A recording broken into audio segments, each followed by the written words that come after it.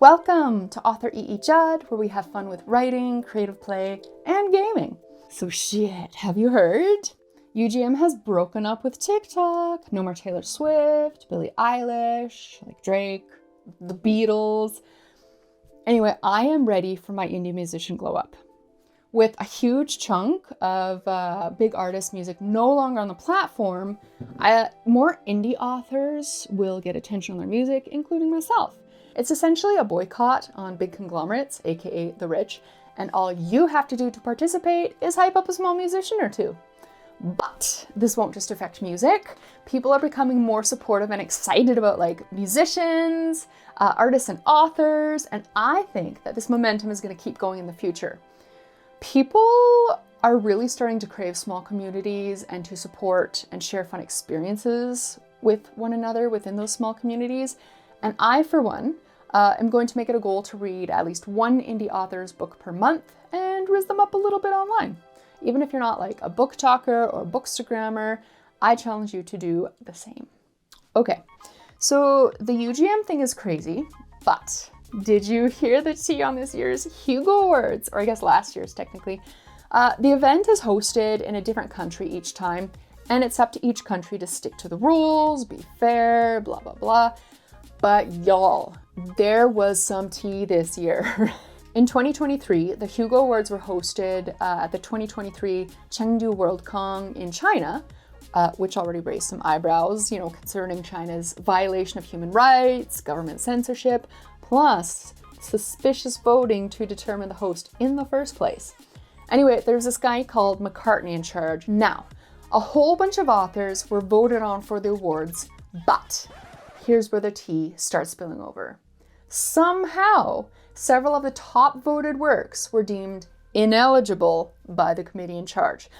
We're talking Iron Widow by Jiran J. Zhao, Babel by R.F. Kuang, and episode 6 of the Sandman TV series by author Neil Gaiman. Of course, Gaiman? I'm terrible with names. Anyway, they were ineligible, and nobody had an answer to why.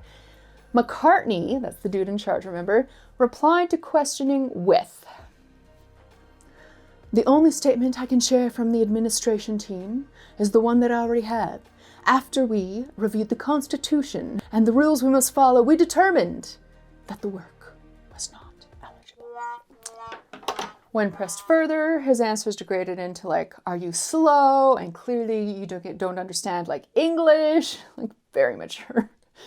So it comes down to they're ineligible simply because the committee says so. Many of the readers have put some clues together, and all of the ineligibles either had queer characters or the author or their books have criticized the Party Communist of China. Anyway, the readers blew up with outrage, rightly so, and both McCartney and the chair of board of directors both resigned.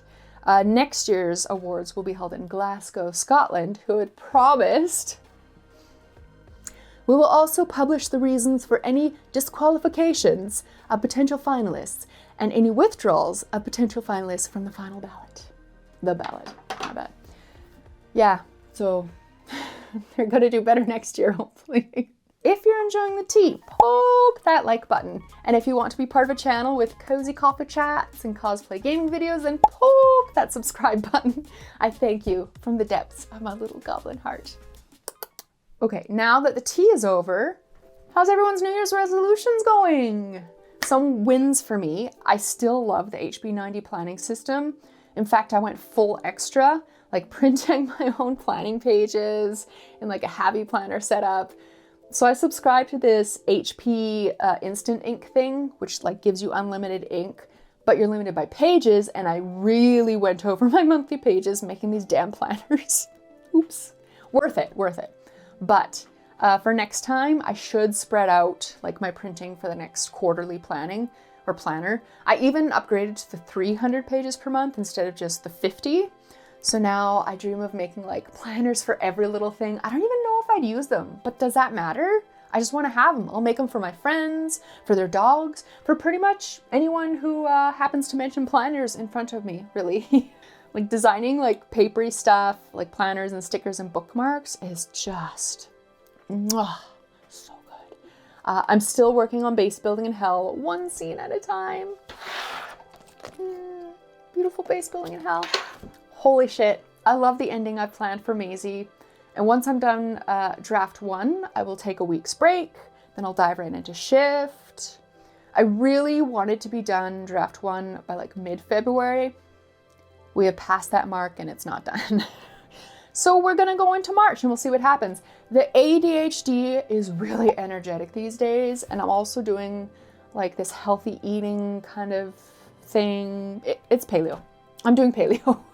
For February, I'm doing a Whole30, which is a paleo reset diet that lasts for 30 days. It's quite strict, but I do love the paleo diet since I've got like the chronic disease, and I feel better while I'm on paleo.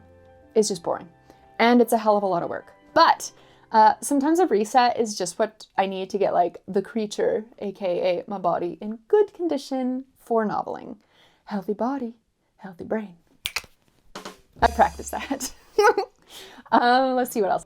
I gave up on ACOTAR. Honestly, I was having a lot of fun, like roasting it a bit, and I loved the few action scenes that I got. But y'alls.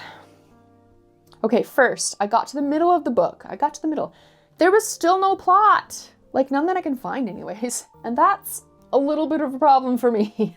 I also later learned that, like, Tamlin isn't even the main love interest. It's some guy named Rysand. Then why the hell didn't we meet this dude? Like, I hadn't even met him. Actually, I think I did meet him briefly. He was at the Fae party. But, like, it's the middle of the book. Why didn't we meet him until then? Look, I can handle angst and bland writing, but when we get into some toxic dynamics disguised as, oh, it's so hot and romantic, I can't, guys. Like, I can't. Everyone kept telling me it gets better, or the next book is like the reward for reading the first one, but guys, okay, think of your favorite food. Mine is chocolate, so I'll go with that. If there were 10 chocolate bars in the middle of a gymnasium on a pedal, but to get to that chocolate, I had to like wade through knee-high poop water. Like, it's just not worth it. And to be clear, one person might find poop water, while another person might find mineral spring water. Like, there's no shame. If you like ACOTAR, there's no shame in liking what you like. To each to their own, especially when it comes to literature. I fully accept that the ACOTAR series is beloved by fans worldwide. However, this book is not for me. Instead, I'm reading a series called The Path of Ascension by C. Mantis. It's a lit RPG cultivation, futuristic fantasy, and y'alls, this is my jam. Like a main character, his name is Matt, who considers how his actions will affect others. Yes, please. Friends who support and actually respect one another. Yes, please. Hints of romance that prioritize communication and respect. Yes, please. Fantasy authors are gods of their own worlds, where the author can literally make anything that they want happen.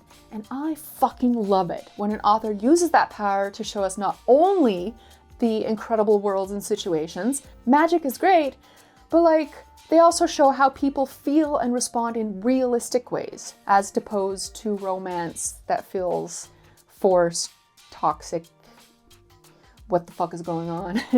Obviously, like you're gonna have characters that are assholes or insecure or annoying, but if the main character like acknowledges these and actively tries to rise above it, then I'm sold. I'm making The Path of Ascension sound like a woo-woo self-help novel or something, but I swear, it's an exciting adventure that really sparks my imagination. The magic system is phenomenal. Maybe a little complicated, but I love that shit. I am so jazzed to watch Matt turn a dead-end skill into like the most powerful skill ever. Seriously, he is tenacious and creative, and I am here for it. We got magic skills you can like absorb, leveling up, a variety of weird dungeons with crazy monsters, flying swords made of magic and technology together. Oh, there's a galactic dragon big enough to eat planets. Hell yeah. And my favorite, an adorable fox companion who always does her best. I love it. You need an animal companion, or it's just not as fun. It's a great series, you guys. You can give yourself a present for surviving the recent Monday and read it. I'm reading the whole series in the Kindle Unlimited version on Amazon, so it's very accessible. Okay, it's been great chatting with you. I'll see you at the coffee chat next month, but while you're waiting, check out the cozy gaming series I started. My voice is going weird, but I love it so much. Little Misfortune is already on the list, and I have some episodes of Stardew Valley coming up, in full cosplay, of course, as my favorite Stardew character. Stay safe and take care of yourself, my adorable little goblins. Thank you so much for watching.